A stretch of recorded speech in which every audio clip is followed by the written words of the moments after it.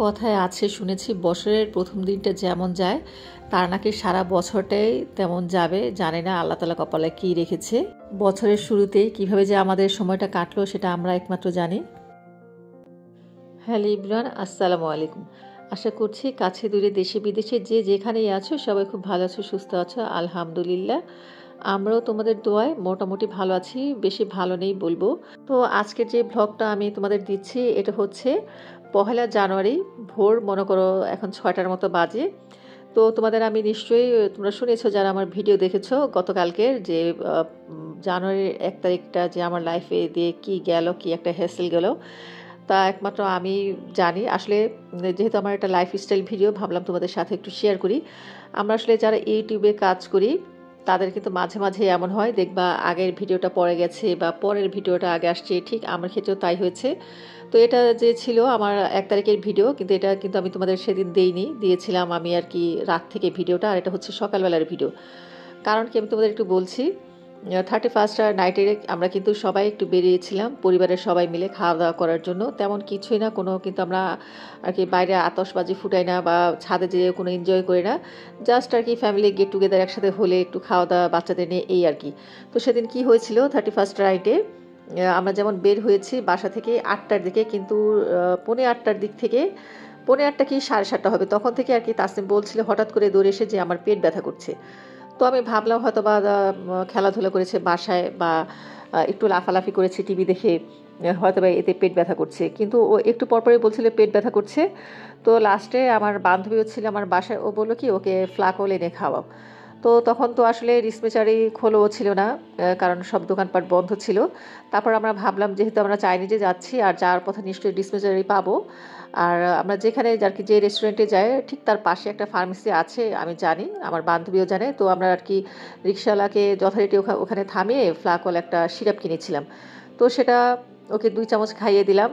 তো ভাবলাম যে ব্যথাটা কমে যাবে, ভাবছিলাম হয়তো বা গ্যাসের ব্যথা, কিন্তু গ্যাসের ব্যথা না। তো কি আর করব, সেদিনকাও খেতে বসে তোমরা দেখলা ওকে নিয়ে আমি ওয়াশরুমে গিয়েছিলাম, ও সেখানে প্রচুর বমি করেছিল, খাওয়া দাওয়া কিছুই করতে পারেনি তেমন। তারপর বাসায় আসলাম, ভাবলাম যে হয়তো বা কমে যাবে, কিন্তু তখন তো রাত ছিল। এই কারণে আর কি ও যে পরিমাণে বলছিল পেটে ব্যথা করে, তো ভাবলাম হয়তো বা গ্যাসের ব্যথাই হবে, তো সকালবেলা নিয়ে যাব। তো সেদিন রাত থেকে কি বলবো, আমি আমার হাজব্যান্ড কন্টিনিউয়াসলি বসা সারা রাত। তো আল্লাহ আল্লাহ করতে করতে ভোর হলো। এরপরে তো ফজরের নামাজ পড়ে অনেক দোয়া দুরুদ পড়ে ওকে ফু দিয়েছি। তারপরে ইউটিউব থেকে সার্চ দিয়ে পেটে ব্যথার যে দোয়া ছিল সেটা পড়ে ওকে আর কি ফু দিয়েছি। ঘরের জমজমের পানি ছিল সেটা খাইয়ে দিয়েছি, যে ভাবলাম হয়তো বা পেট ব্যথাটা কমে যাবে।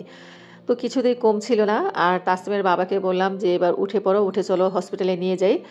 তো ও বললো যে একটু ভোর হোক, এত ভোরে তো আসলে নেওয়া যায় না। তারপর যে যখন আর কি সকাল 8টা বাজতেছে তখন এই পর্যায়ে আর কি ওকে নিয়ে আমরা বের হয়ে পড়লাম। এ পর্যন্ত কিন্তু ও বলে যাচ্ছে পেট ব্যথা করছে, পেট ব্যথা করছে। তো খুবই একটা দুশ্চিন্তার মধ্যে আছে যে কেন এরকম পেট ব্যথা। ভাবলাম হয়তো বা ওর গ্যাসেরই সমস্যা হয়েছে, এই কারণে সবাই আর কি যারা যারা শুনতেছে আমার ফ্যামিলির লোকে সবাই বলছে যে গ্যাসের প্রবলেম থেকে বাচ্চাদের এটা হতে পারে। তো যাই হোক, যে দেখা যাক, এখন হসপিটালে যাচ্ছি, যাওয়ার পরে ডাক্তার দেখিয়ে আনবো, দেখি ডাক্তারে কি বলে। আসলে বাচ্চা কাচ্চাদের যদি কিছু হয় তাহলে আর কি বাবা মায়ের উপর দিয়ে যে কী যায় সেটা কিন্তু প্রতিটি বাবা মাই বোঝে, আর বাচ্চাদের তো কষ্ট হয়। তো আমার মেয়েটা এত কান্না করছিল, বলছিল যে আমি হয়তো বা বাঁচবো না, কেন আল্লাহ আমাকে এত ব্যথা দিল, আল্লাহ তুমি ছাড়া আমার কেউ নাই, তুমি আমার পেটে ব্যথা ভালো করে দাও। মানে এই কথাগুলি যদি বাচ্চারা বলতে থাকে আর কান্না করতে থাকে তখন কেমন লাগে বলো। তো এই যে এখন আসছি বাংলাদেশ মেডিকেল, এখান থেকে এসে যে আর কি শিশু ডাক্তার দেখাবো। টিকিট কাউন্টারে আর কি ওর এজ কত ডিটেলস জেনে তারপর কি সমস্যা এটা বুঝে আর কি আমাদের শিশু ডাক্তারের কাছে পাঠিয়েছি। তো ডাক্তার দেখলো, প্রথম পর্যায়ে উনি বললো এটা সম্ভবত গ্যাসের ব্যথাই হবে, তোর আর কি ব্যথাটা কমানোর জন্য সাথে সাথেই ডাক্তার একটা সুই লিখে দিল। তো সেটা আমরা কিনে এনে দেওয়ার পরে নার্স দিয়ে দিয়েছে, আর ওষুধ দিয়েছে কিছু, বললো যে গ্যাসের ব্যথাই কমে যাবে, খাওয়াতে থাকেন, না হলে আর কিছু পরীক্ষাও দিয়েছে, বললো যে এই পরীক্ষাগুলো করাবেন। তো আমরা কিন্তু বাসায় গিয়েছি, বাসায় যাওয়ার পরে একটু তখন ভালো ছিল। এরপর আবার ঠিক দুপুর 2টা 3টা থেকে মানে প্রচুর মানে পেট ব্যথায় চিৎকার করতেছে, মানে এমনভাবে গড়াগড়ি করছিল খাটের মধ্যে যেন একটা মুরগি জবাই করলে মুরগিটা যেমন ছটফট করে, ঠিক আমার মেয়েটাও এমন করছিল। মানে দেখে তো তখন আমাদের দুজনের অবস্থা খারাপ, কি করব বুঝতেছি না। যে ওষুধ খাওয়ালাম, গ্যাসের ওষুধ দিল, পেট ব্যথার ওষুধ দিল, ইঞ্জেকশন দিল, তারপর আবার এই ব্যথাটা কেন। তো এখন তো দেখা যায় বাংলাদেশ মেডিকেল বন্ধ, ডক্টরও চলে গেছে। কী করবো ভেবে না পেয়ে তারপর আবার চলে গেলাম আলমানার হসপিটালে, এটাও আমাদের বাসার কাছে। তো সেখানে যেয়ে ডাক্তার দেখালাম। তো ডাক্তারও দেখে কিছু ওষুধের আর কি জাস্ট ডোজটা একটু হেরফের করেছে, মানে একটু বাড়িয়ে দিয়েছে, আর উনিও কিছু পরীক্ষা দিল। এরপর পরীক্ষা করিয়ে বাসায় আসলাম। দেখি আল্লাহ আল্লাহ করে ওর ব্যথাটা কমে কিনা। দেখো আমার মেয়ের চেহারাটা কেমন কালো হয়ে গেছে। বাচ্চা কাচ্চার শরীর ভালো না থাকলে আসলে কিছুই ভালো লাগে না। মানে বছরের প্রথম দিনটা আমার উপর দিয়ে কি একটা যে গেল, শুধু আমার না, আমার হাজব্যান্ড, আমার পরিবারের সবার উপর দিয়ে। আর আমার মা বাবা শুনেও প্রচুর টেনশন করছে, ঘরের রকমের যত দাওয়াই ছিল সব কিছুই করে নিয়েছে। আর এটা হচ্ছে দেখো আজকে আর কি 3 তারিখ সকালবেলা। আর এর মাঝে তো আমি আর কি 2 তারিখে এসে তোমরা দেখেছো আমার আর কি ভাগ্নের জন্য রান্না বড়া করেছি যখন তাসনিম আর কি ঘুমিয়েছিল। এই কারণেই বলেছিলাম যে 1 তারিখটা কিন্তু আমার লাইফে খুব একটু আর কি সমস্যা দিয়ে গিয়েছে। তো সকালবেলা তাসনিম এখনও ঘুমাচ্ছে, এখন প্রায় ঘড়িতে 11টা 11:30 বাজে দুপুরবেলা। আর আজ তো শুক্রবার আমরা সবাই জানি, কিন্তু কি হয়েছে মানে আজকে রাত্রেও প্রচুর এভাবে কান্নাকাটি করেছে, প্রচুর পেটে ব্যথা ছিল। তো আমরা কি করবো বুঝতেছিলাম না, শুধু আল্লাহ আল্লাহ করছিলাম, এছাড়া তো আর কিছুই করার নেই। এরপরে ডুশ এনে রেখেছিলাম, ডুশ দিয়েছি, ডুশ দেওয়ার মনে হয় 8 ঘন্টা পরে ও ঘুমিয়েছে। মানে এতটা ব্যথা। তোমরা একটু সবাই দোয়া করো আমার মেয়ের জন্য, আল্লাহ যেন ওকে আর কি তাড়াতাড়ি সুস্থ করে দেন, ব্যথাটা যেন ভালো করে দেন। এরপরে কিন্তু আলমানের ডাক্তার আমাদের বলেছিল যে ওর কোনো ব্যথা নেই, কারণ কি জানো, ও হসপিটালে যাওয়ার পর ওর ব্যথাটা থাকে না। তখন আসলে আমার একটু মেজাজটাই খারাপ হয়ে গিয়েছে, মেয়ের উপর একটু চেঁচামেচি করলাম তাসনিমের উপরে যে তুমি কেন ডাক্তারের কাছে বললে না ব্যথা করে। তো তখন তাসনিম কী বললো জানো, বলে কি তখন যদি আমার ব্যথা না হয় তাহলে আমি কী করে বলবো। আর আমার বর কিন্তু বলেছিল ডাক্তারকে যে ওর তো প্রচুর ব্যথা। তো ডাক্তার কিন্তু আমার আর কি হাজব্যান্ডের সাথে একটু মিসবিহেভই করেছে। উনি বলেছে যে ব্যথা তাহলে আপনি চিকিৎসা করেন, আপনি কেন বলছেন, আপনার মেয়ে বলবে। মানে এটা কোনো কথা, ছোট বাচ্চা বলতে পারে না, বা তখন তো ওর ব্যথা ছিল না তাই ও আর কি বলতে পারে না, বা ওর চেহারার এক্সপ্রেশনে বোঝা যায় না ওর পেটে কতটা ব্যথা। যাই হোক, ঘুমাচ্ছে, আমরাও কিন্তু ঘুমিয়েছি। 10টা 10:30 বাজে ঘুম থেকে উঠেছি, উঠে এই যে নাস্তা খেলাম। আর তাসনিমকে এখন ডাকবো না, ও যখন উঠে উঠবে। তো ভাবলাম দুপুরের জন্য সিম্পলে যত করা যায় রান্না বাড়াটা শেষ করে নিই। আর এদিক দিয়ে কিন্তু কাজের মেয়েটা চলে আসছিল, ও আসছে, বেল দিয়েছে, আমি জাস্ট ওকে ছিটকিনিটা খুলে দিয়ে সাথে সাথে আবার ঘুমিয়ে পড়েছিলাম। কারণ ফজরের নামাজের পরে আমি আর কি 7:30 8টার দিকে ঘুমিয়েছিলাম, এতক্ষণ পর্যন্ত ওকে নিয়ে বসেই ছিলাম।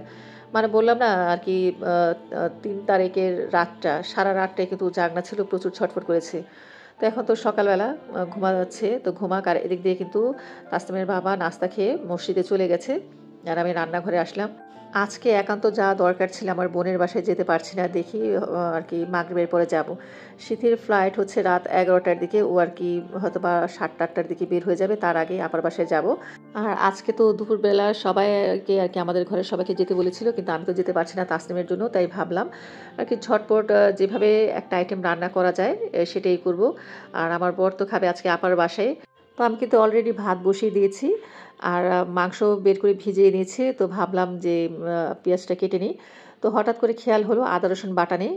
তো আমি আর কি জিরা টিরা বের করে এখন আর কি আদা রসুনটা ব্লেন্ড করে নিব। আর এই যে ফ্রাই প্যানের যে ঢাকনাগুলো, আমার কিন্তু অনেকগুলো ফ্রাই প্যান আছে, সেগুলো তো তুলেই রেখেছি, ঢাকনাগুলো অনেকগুলো ছিল। তো প্রায় 5-6টা ঢাকনা এই যে মিক্সির ভিতরে রেখে দিয়েছি। আর এই 2-3টা ঢাকনা সবসময় লাগবে, এই কারণে আর কি হাতের কাছে রেখে দিলাম।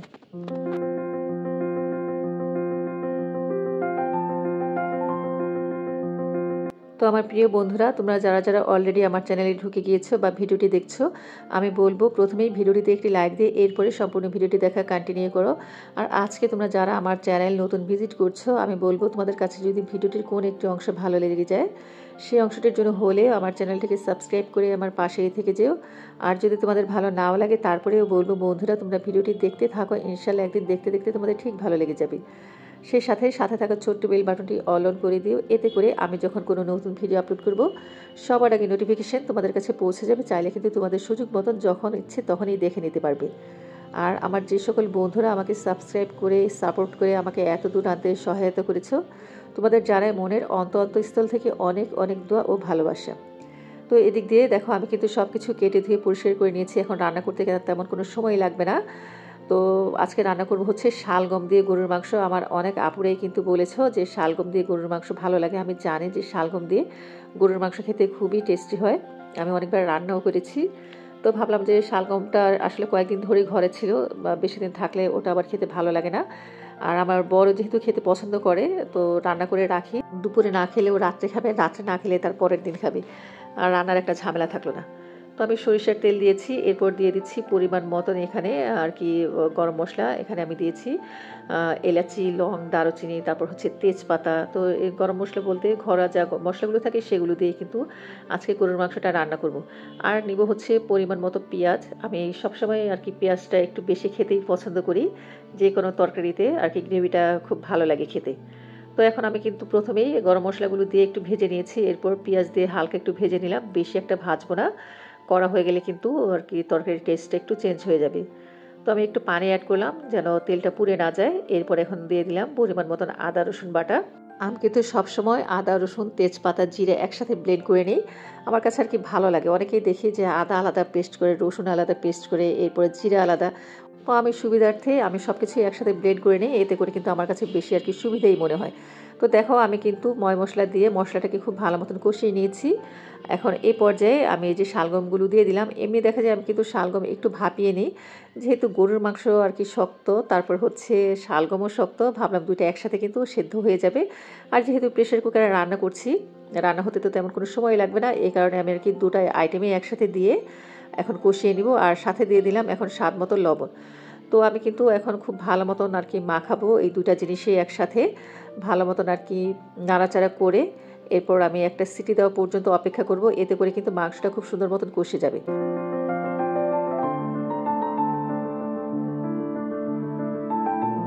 আসলে মশলা এরপর হচ্ছে আর কি যে কোনো সবজি যদি ভালো মতো কষানো না হয় তাহলে কিন্তু সেই তরকারিটা খেতে ভালো লাগবে না। এমনি দেখা যায় আমি মাঝে মাঝেই গরুর মাংস, হাঁসের মাংস আর কি হাতে মাখি রান্নাটা করি, কষানো ছাড়া খেতে ভালো লাগে। যেহেতু আমি আর কি আজকে শালগম দিয়েছি, শালগম তো একটা সবজি, বা আলু দিলেও কিন্তু আমি কষাতাম না, পরে আমি আলুটা দিয়ে দিতাম। তাই আর কি এখন ভালো মতন কষিয়ে নিবার। দেখো প্রচুর কিন্তু পানি উঠেছে। তো একটা সিটি দেওয়ার পরেই কিন্তু আমি প্রেশার কুকারের ঢাকনাটা খুলে দিয়েছি। আর ঢাকনা ছাড়া এখন চুলার আঁচটা বাড়িয়ে আমি কিন্তু পানিটা শুকিয়ে নিয়েছি, মানে যখন সবজি আর মাংস থেকে যে তেলটা বের হয়ে আসছে এই পর্যায়ে কিন্তু এখন আমি গরম পানি অ্যাড করব। দেখো কত সুন্দর কষানো হয়ে গেছে আমার মাংসটা। আর হচ্ছে শালগমটাও কিন্তু প্রায় 60% সিদ্ধ হয়ে গেছে। এই পর্যায়ে কিন্তু যে আমরা কষানো মাংস খাই না, চাইলে কিন্তু আর কি ভাত দিয়ে খাওয়া যাবে। তো আমি কিন্তু এক পিস মাংস উঠিয়ে খেয়েছিও, আমার আজকে খেতে ইচ্ছে করলো। তো এখন এই যে গরম পানি অ্যাড করে দিলাম। আর আমি কিন্তু পানি বেশি একটা দিব না, কারণ অলরেডি কিন্তু মাংসটা হাফ কুকেরও বেশি সেদ্ধ হয়ে গেছে। আমি তোমাদের একটু শালগমটা ভেঙে দেখাচ্ছি, দেখো কত সুন্দর কিন্তু একদম গলে গেছে। তো আরও আমি আর একটু নরম করব। আসলে গরুর মাংস বলো, শালগম বলো, এগুলো যদি সফট হয়, বিশেষ করে আমার গরুর মাংসটা, অনেকে একটু আর কি শক্ত খেতে পছন্দ করে, কিন্তু আমার না শক্ত ভালো লাগে না, দাঁত একদম ব্যথা হয়ে যায়। তাই যেন একদম হাত দিয়ে আর কি ধরলে তুলতুলে ছিঁড়ে যায় এমন একটা আর কি আমি সফট করি। তো এখন এই যে ঢাকনা দিয়ে দিলাম, আর আমি 3টা সিটি পর্যন্ত অপেক্ষা করেছি। তো 3 সিটি দেওয়ার পরে আমি ঢাকনাটা কিন্তু খুলে নিয়েছি।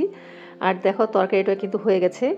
মাশাআল্লাহ, কালারটা দেখেই বোঝা যাচ্ছে তরকারিটা কতটা টেস্টি হয়েছে, আসলে খুব মজা হয়েছে।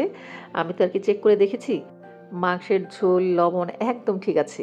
তো এখন নামিয়ে নিব, আর নামানোর আগে আমি দিয়ে দিব টালা জিরা গুঁড়া, এতে করে কিন্তু তরকারির টেস্টটা আরও ভীষণ ভালো আসে।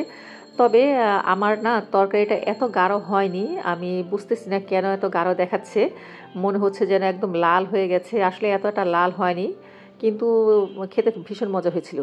তো এখন এই যে জিরা টালা দিয়ে আমি একটু আর কি এখন দমে বসাবো। জাস্ট আমি চুলার আঁচটা কমিয়ে 2 থেকে 3 মিনিট চুলার মধ্যে ঢাকা দিয়ে রেখে দিব। আমি কিন্তু সব তরকারি এভাবে একটা স্ট্যান্ডিং টাইম দেই, 2 থেকে 3 মিনিট রাখি। এতে করে তরকারির উপর থেকে খুব সুন্দর তেলটা উপরে চলে আসে, দেখতে যেমন ভালো লাগে খেতেও কিন্তু খুব ভালো লাগে। তো 3 মিনিট রাখার পরে তোমাদের আমি একটু তরকারির লুকটা দেখাচ্ছি। দেখো মাশাআল্লাহ কতটা সুন্দর হয়েছে। তরকারির ভিতর থেকে সব তেল কিন্তু উপরে চলে আসছে, মনে হচ্ছে না যে অনেক তেল দিয়েছি, আসলে তেমন কিন্তু তেল দেইনি। গরুর মাংসে তো আসলে এমনিও তেল থাকে। আর তরকারিটা নামানোর আগে এভাবে রেখে দিলে তো কোনো কথাই নেই, নিজের চোখেই দেখতে পেলা। আর এদিক দিয়ে কিন্তু তাসনিম ঘুম থেকে উঠে গিয়েছে, আমার রান্না কমপ্লিট। এখন আর কি তাসনিমের বাবা যাবে আপার বাসায়, বাসায় আসবে না, আমি খাওয়া দাওয়া করবো। তো তাসনিমকে ভাবলাম একটুখানি যাও খাইয়ে দিই। তো ও যাও খাবে না, কি আর করার, প্রচুর আর কি সাথে সাথে করলাম। গতকাল রাতে কিন্তু আমি যাওটা রান্না করে রেখেছিলাম, শুধু আর কি যাও বলে খেতে চায় না, ভাবলাম একটু চিনি দিয়ে কলা দিয়ে দেয়, সেটাও খাবে না। ও বলছে যে নুডলস খাবে, কি আর করবো, পেটে এখন কিছু গেলেই হলো। আর শুধু আল্লাহ আল্লাহ করছি যে পেটে ব্যথাটা আর শুরু না হলেই হয়। আমার বর আবার নামাজ পড়ে ফোন দিয়েছিল কি অবস্থা ওর, তো আমি বললাম ও এখনও ঘুমাচ্ছে, বোঝা যাচ্ছে না। তো এখন তো অলরেডি 4টার উপরে বেজে গিয়েছে, এ পর্যন্ত আর কি ঘুম থেকে ওঠার পরে ওর আর কি আর পেটে ব্যথা হয়নি। তো বন্ধুরা, তোমরা সবাই আমার ছোট মেয়ের জন্য দোয়া করো, ওর শরীরটা যেন ভালো থাকে। আমিও তোমাদের সবার জন্য দোয়া করি। তো আজকের ভিডিওটি এ পর্যন্ত। সবাই ভালো থেকো। আল্লাহ হাফিজ। আসসালামু আলাইকুম।